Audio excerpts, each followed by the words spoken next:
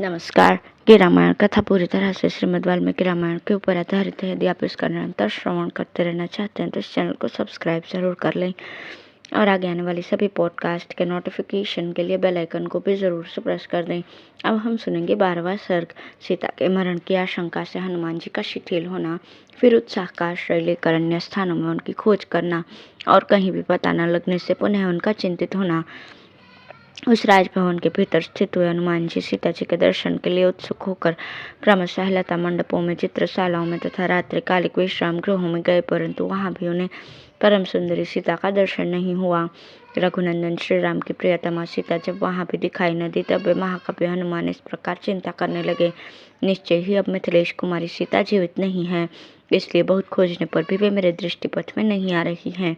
सती साध्वी सीता उत्तम आर्य मार्ग पर स्थित रहने वाली थी, वे अपने शील और सदाचार की रक्षा में तत्पर रही हैं, इसलिए निश्चय ही इस दुराचार्य असुरराज ने उन्हें मार दिया होगा।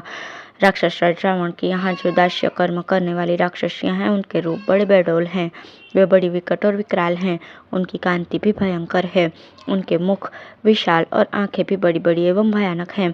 उन सबको देखकर जनकराज नंदिनी ने भय के मारे प्राण त्याग दिए होंगे। सीता का दर्शन न होने से मुझे अपने पुरुषार्थ का फल प्राप्त नहीं हो सका। इधर वानरों के साथ सुदीर्घ काल तक इधर उधर भ्रमण करके मैंने लौटने की अवधि भी बिता दी है, अतः अब मेरा सुग्रीव के पास जाने का भी मार्ग बंद हो गया, क्योंकि वो वानर बड़ा बलवान और अत्यंत कठोर दंड देने वाला है। मैंने रावण का सारा अंतःपुर छान लिया, एक एक करके रावण की समस्त स्त्रियों को भी देख लिया, किंतु अभी तक साध्वी सीता का दर्शन नहीं हुआ, अतः मेरा समुद्र लंघन का सारा परिश्रम व्यर्थ हो गया। जब मैं लौट कर जाऊंगा तब सारे वानर मिलकर मुझसे क्या कहेंगे? जो पूछेंगे, वीर वहां जाकर तुमने क्या किया है, ये मुझे बताओ। किंतु जनक नंदिनी सीता को न देखकर मैं उन्हें क्या उत्तर दूंगा? सुग्रीव के निश्चित किए हुए समय का उल्लंघन कर देने पर अब मैं निश्चय ही आमरण उपवास करूंगा। बड़े बूढ़े जामवान और युवराज अंगद मुझसे क्या कहेंगे?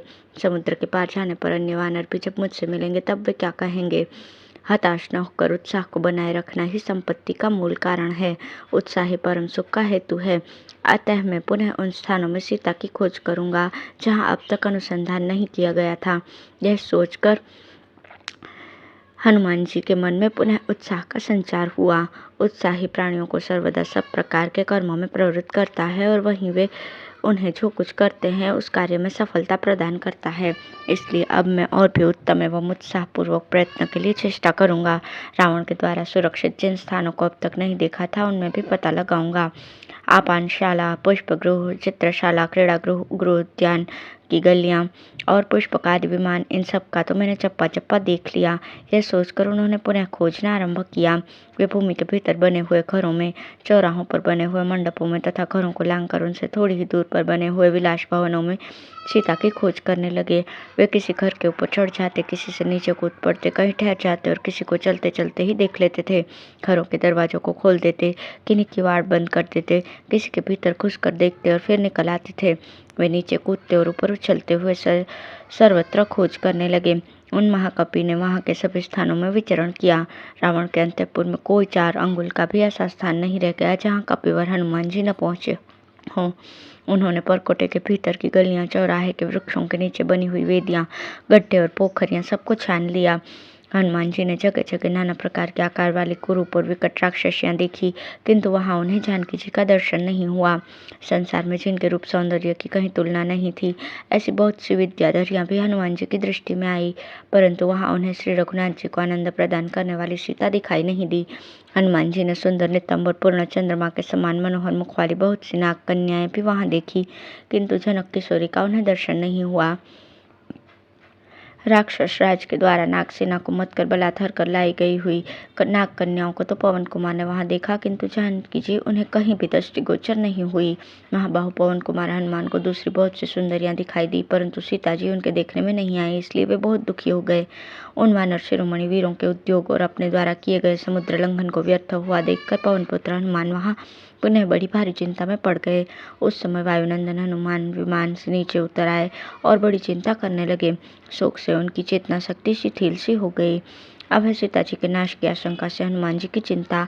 श्री राम को सीता के न मिलने की सूचना देने से अनर्थ की संभावना देख हनुमान जी का न लौटने का निश्चय करके पुनः खोजने का विचार करना और अशोक वाटिका में ढूंढने के विषय में तरह तरह की बातें सोचना। वानरी उत्पत्ति हनुमान विमान से उतरकर महल के परकोटे पर चढ़ आए। वहां आकर वे मेघमाला के अंक में चमकती हुई बिजली के समान बड़े वेग से इधर उधर घूमने लगे। रावण के सभी घरों में एक बार पुनः चक्कर लगाकर जब कपिवर हनुमान जी ने जनक नंदिनी सीता को नहीं देखा, तब वे मन ही मन इस प्रकार कहने लगे, मैंने श्री रामचंद्र जी का प्रयोग करने के लिए कोई बार लंका को छान दिया, किंतु सर्वांग सुंदरी विदेह नंदिनी सीता मुझे कहीं भी दिखाई नहीं देती हैं। मैंने यहाँ के छोटे तालाब, पोखरे, सरोवर, सरताएं, नदियाँ, पानी के आसपास के जंगल तथा दुर्गम पहाड़ सब देख लिए। इस नगर के आसपास की सारी भूमि खोज दी, किंतु कहीं भी मुझे जानकी जी का दर्शन नहीं हुआ। रुद्रराज संपाति ने तो सीता जी को यहाँ रावण के महल में ही बताया था, फिर भी न जाने क्यों वे यहाँ दिखाई नहीं देती हैं। क्या रावण के द्वारा बलपूर्वक घर कर लाई हुई विदेह कुल नंदिनी मिथिलेश कुमारी जनक दुलारी सीता कभी विवश होकर रावण की सेवा में उपस्थित हो सकती हैं? यह असंभव है। मैं तो समझता हूँ कि श्री रामचंद्र जी के बाणों से भयभीत होकर वो असुर जब सीता जी को लेकर शीघ्रतापूर्वक आकाश में उछला है, उस समय कहीं बीच में ही वे छूटकर गिर पड़ी हों, अथवा यह भी संभव है कि जब आर्या सीता सिद्ध सेवित आकाश मार्ग से ले जाई जाती रही हों, उस समय समुद्र को देखकर भय के मारे उनका हृदय ही फटकर नीचे गिर पड़ा हो। अथवा यह भी ज्ञात होता है कि रावण के प्रबल वेग और उसकी भुजाओं के दृढ़ बंधन से पीड़ित होकर विशाल लोचना आर्या सीता ने अपने प्राणों का परित्याग कर दिया है। ऐसा भी हो सकता है कि जिस समय रावण उन्हें समुद्र के ऊपर होकर ला रहा हो, उस समय जनक कुमारी सीता छटपटाकर समुद्र में गिर पड़ी हो। अवश्य ही ऐसा हुआ होगा। अथवा ऐसा तो नहीं हुआ कि अपने शील की रक्षा में तत्पर हुई किसी सहायक बंधु की सहायता से वंचित तपस्विनी सीता को इस नीच रावण ने ही खा लिया हो, अथवा मन में दुष्ट भावना रखने वाली असुरराज रावण की पत्नियों ने ही कजरारे नेत्रों वाली साध्वी सीता को अपना आहार बना लिया हो। श्री रामचंद्र जी के पूर्ण चंद्रमा के समान मनोहर तथा प्रफुल्ल कमल दल के सदृश नेत्र वाले मुख का चिंतन करती हुई दयनीय सीता इस संसार से चल बसी। हा राम, हा लक्ष्मण, हा अयोध्यापुरी, इस प्रकार पुकार पुकार कर बहुत विलाप करके मिथिलेश कुमारी विदेह नंदिनी सीता ने अपने शरीर को त्याग दिया होगा। अथवा मेरी समझ में ये आता है कि वे रावण के ही किसी गुप्त गृह में छिपा कर रखी गई हैं। वहाँ वो बाला पिंजरे में बंद हुई मैना की भांति बारंबार आर्तनाद करती होगी, जो जनक के कुल में उत्पन्न हुई है और श्री रामचंद्र जी की धर्म पत्नी है। वे नील कमल के से नेत्रों वाली सुमध्यमा सीता रावण के अधीन कैसे हो सकती हैं? जनक किशोरी सीता चाहे गुप्त गृह में अदृश्य करके रखी गई हों, चाहे समुद्र में गिरकर प्राणों से हाथ धो बैठी हों, अथवा श्री रामचंद्र जी के विरह का कष्ट न सह सकने के कारण उन्होंने मृत्यु की शरण ली हो, किसी भी दशा में श्री रामचंद्र जी को इस बात की सूचना देना उचित न होगा, क्योंकि वे अपनी पत्नी को बहुत प्रेम करते हैं। इस समाचार के बताने में भी दोष है और न बताने में भी दोष की संभावना है। ऐसी दशा में किस उपाय से काम लेना चाहिए? मुझे तो बताना और न बताना दोनों ही दुष्कर प्रतीत होते हैं। ऐसी दशा में जब कोई भी कार्य करना दुष्कर प्रतीत होता है, तब मेरे लिए समय के अनुसार क्या करना उचित होगा? इन्हीं बातों पर हनुमान जी बारंबार विचार करने लगे। यदि मैं सीता जी को देखे बिना ही यहाँ से वानर राज की पूरी किष्किंधा को लौट जाऊंगा, तो मेरा ये पुरुषार्थ क्या रह जाएगा? फिर तो मेरा ये समुद्र लंघन, लंका में प्रवेश और राक्षसों को देखना सब व्यर्थ हो जाएगा। किष्किंधा में पहुंचने पर मुझसे मिलकर सुग्रीव, दूसरे वानर तथा वे दोनों दशरथ राजकुमार भी क्या कहेंगे? यदि वहां जाकर मैं श्री रामचंद्र जी से यह कठोर बात कह दूं कि मुझे सीता का दर्शन नहीं हुआ, तो वे प्राणों का परित्याग कर देंगे। सीता जी के विषय में ऐसे रूखे, कठोर, तीखे और इंद्रियों को संताप देने वाले दुर्वचन को सुनकर वे कदापि जीवित नहीं रह सकेंगे। उन्हें संकट में पड़कर प्राणों के परित्याग का संकल्प करते देख उनके प्रति अत्यंत अनुराग रखने वाले बुद्धिमान लक्ष्मण भी जीवित नहीं रहेंगे। अपने इन दो भाइयों के विनाश का समाचार सुनकर भरत भी प्राण त्याग देंगे और भरत की मृत्यु देखकर शत्रुघ्न भी जीवित नहीं रह सकेंगे। इस प्रकार चारों पुत्रों की मृत्यु हुई देख कौशल्या, सुमित्रा और कैकेयी, ये तीनों माताएं भी निस्संदेह प्राण त्याग देंगी। कृतज्ञ और सत्य प्रतिज्ञ वानरराज सुग्रीव भी जब श्री रामचंद्र जी को ऐसी अवस्था में देखेंगे तो स्वयं भी प्राण विसर्जन कर देंगे। तत्पश्चात पति शोक से पीड़ित होकर दुखित चित, दीन व्यथित और आनंद शून्य हुई तपस्विनी रूमा भी प्राण त्याग देंगी। फिर तो रानी तारा भी जीवित नहीं रहेंगी। वे वाली के विरह जनित दुख से तो पीड़ित थी ही, इस नूतन शोक से कातर होकर शीघ्र ही मृत्यु को प्राप्त हो जाएंगी। माता पिता के विनाश और सुग्रीव के मरण जनित संकट से पीड़ित होकर कुमार अंगद भी अपने प्राणों का परित्याग कर देंगे। तदंतर स्वामी के दुख से पीड़ित हुए सारे वानर अपने हाथों और मुक्कों से सर पीटने लगेंगे। यशस्वी वानर राज ने सांत्वनापूर्ण वचनों और दान मान से जिनका लालन पालन किया था, वे वानर अपने प्राणों का परित्याग कर देंगे। ऐसी अवस्था में शेष वानर वनों, पर्वतों और गुफाओं में एकत्र होकर फिर कभी क्रीड़ा विहार का आनंद नहीं लेंगे। अपने राजा के शोक से पीड़ित होकर सब वानर अपने पुत्र, स्त्री और मंत्रियों सहित पर्वतों के शिखरों से नीचे सम अथवा विषम स्थानों में गिरकर प्राण दे देंगे, अथवा सारे विष पी लेंगे, या फांसी लगा लेंगे, या जलती अग्नि में प्रवेश कर जाएंगे, उपवास करने लगेंगे, अथवा अपने ही शरीर में छुरा भोंक लेंगे। मेरे वहां जाने पर मैं समझता हूँ बड़ा भारी भयंकर आर्तनाद होने लगेगा। इक्ष्वाकु कुल का नाश और वानरों का भी विनाश हो जाएगा। इसलिए मैं यहाँ से किष्किंधापुरी को तो नहीं जाऊंगा। मिथिलेश कुमारी सीता को देखे बिना मैं सुग्रीव का दर्शन भी नहीं कर सकूंगा। यदि मैं यहीं रहूं और वहां न जाऊं तो मेरी आशा लगाए वे दोनों धर्मात्मा महारथी बंधु प्राण धारण किए रहेंगे और विवेकशाली वानर भी जीवित रहेंगे। जानकी जी का दर्शन न मिलने पर मैं यहाँ वानप्रस्थी हो जाऊंगा। मेरे हाथ पर अपने आप जो फल आदि खाद्य वस्तु प्राप्त हो जाएगी उसी को खाकर रहूंगा, या पर इच्छा से मेरे मुंह में जो फल आदि खाद्य वस्तु पड़ जाएगी उसी से निर्वाह करूंगा, तथा शौच, संतोष आदि नियमों के पालन पूर्वक वृक्ष के नीचे निवास करूंगा, अथवा सागर तटवर्ती स्थान में जहाँ फल मूल और जल की अधिकता होती है मैं चिता बनाकर जल्दी वही अग्नि में प्रवेश कर जाऊंगा, अथवा आमरण उपवास के लिए बैठकर लिंग शरीरधारी जीवात्मा का शरीर से वियोग कराने के प्रयत्न में लगे हुए मेरे शरीर को कौवे तथा हिंसक जंतु अपना आहार बना लेंगे। यदि मुझे जानकी जी का दर्शन नहीं हुआ तो मैं खुशी खुशी जल समाधि ले लूंगा। मेरे विचार से इस प्रकार जल प्रवेश करके परलोक गमन करना ऋषियों की दृष्टि में भी उत्तम ही है, जिसका प्रारंभ शुभ है। ऐसी सुभगा, यशस्विनी और मेरी कीर्तिमाला रूपा ये दीर्घ रात्रि भी सीता जी को देखे बिना ही बीत चली। अथवा अब मैं नियम पूर्वक वृक्ष के नीचे निवास करने वाला तपस्वी हो जाऊंगा, किंतु उस असितलोचना सीता को देखे बिना मैं यहाँ से कदापि नहीं लौटूंगा। यदि सीता का पता लगाए बिना ही मैं लौट जाऊं तो समस्त वानरों सहित अंगद जीवित नहीं रहेंगे। इस जीवन का नाश कर देने में बहुत से दोष हैं। जो पुरुष जीवित रहता है वो कभी न कभी अवश्य कल्याण का भागी होता है। अतः मैं इन प्राणों को धारण किए रहूंगा। जीवित रहने पर अभिष्ट वस्तु अथवा सुख की प्राप्ति अवश्य संभावी है। इस प्रकार मन में अनेक प्रकार के दुख धारण किए कपि कुंजर हनुमान जी शोक का पार न पा सके। तदंतर धैर्यवान कपि श्रेष्ठ हनुमान ने पराक्रम का आश्रय लेकर सोचा, अथवा महाबली दशमुख रावण का ही वध क्यों न कर दूं।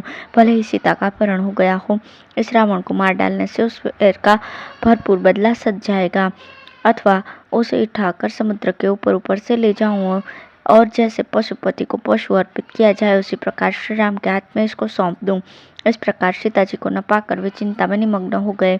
उनका मन सीता के ध्यान और शोक में डूब गया। फिर वे वानरवीर इस प्रकार विचार करने लगे, जब तक मैं यशस्विनी श्री राम पत्नी सीता का दर्शन न कर लूंगा तब तक इस लंकापुरी में बारंबार उनकी खोज करता रहूंगा। यदि संपाति के कहने से भी मैं राम को यहाँ बुला ले आऊं और अपनी पत्नी को यहाँ न देखने पर श्री रघुनाथ जी समस्त वानरों को जलाकर भस्म कर देंगे। अतः यहाँ नियमित आहार और इंद्रियों के संयम पूर्वक निवास करूंगा।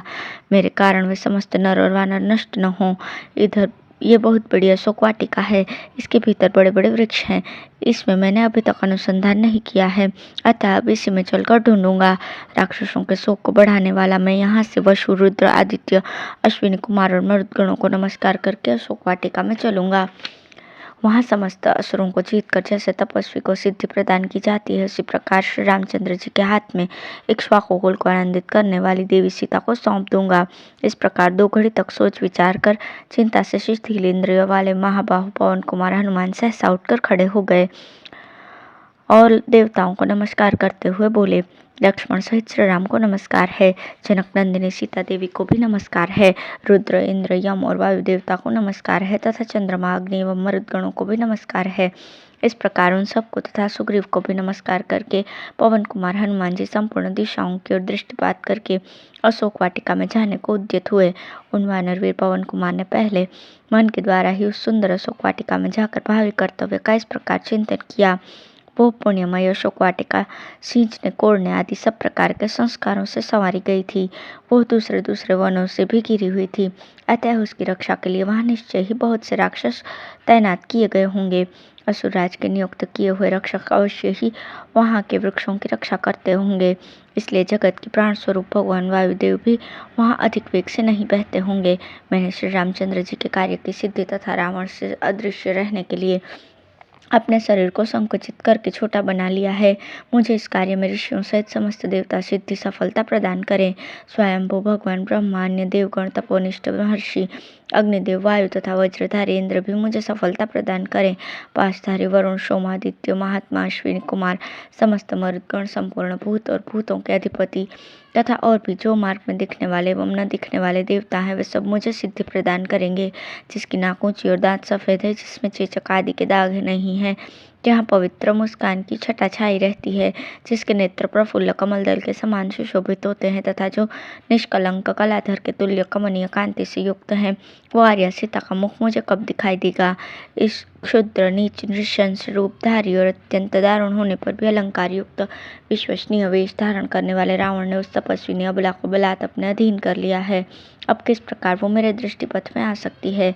इस प्रकार श्री वाल्मीकि निर्मित आर्ष रामायण आदि काव्य के सुंदर कांड में 13वां सर्ग पूर्ण हुआ। धन्यवाद।